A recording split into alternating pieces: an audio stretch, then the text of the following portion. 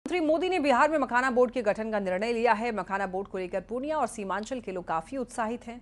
लोगों का ये कहना है कि मखाना की उत्पत्ति भले ही दरभंगा से हुई है, लेकिन आज के समय में पूर्णिया, कटिहार, सीमांचल और कोसी में सबसे अधिक मखाना का उत्पादन होता है।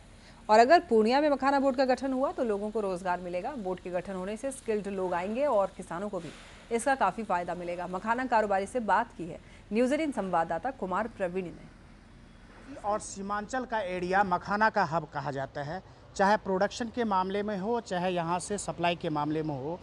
पूर्णिया और कोसी सीमांचल से हर साल विदेशों से लेकर कई राज्यों में मखाना की सप्लाई होती है और ये बताया जाता है कि देश का 90% मखाना सिर्फ बिहार में होता है और उसमें भी अधिकांश मखाना का उत्पादन सिर्फ पूर्णिया, कोसी और सीमांचल में होता है।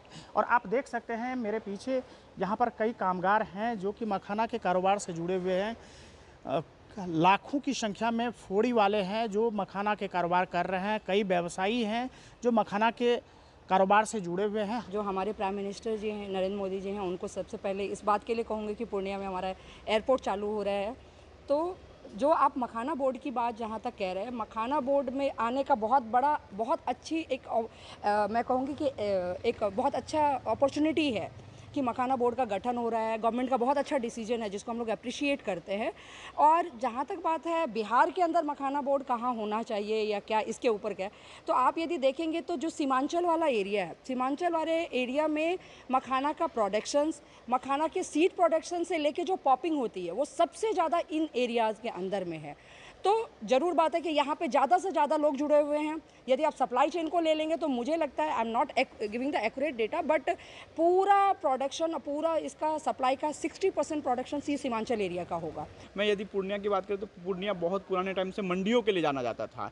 आज पूर्णिया की बात होती है तो मखाने के लिए जाना जाता है। और पूर्णिया में भोला पासवान कृषि कॉलेज है, सबौर यूनिवर्सिटीज़ के साथ में यहाँ पे सबौरियन का प्रोडक्शन हुआ सीड्स का।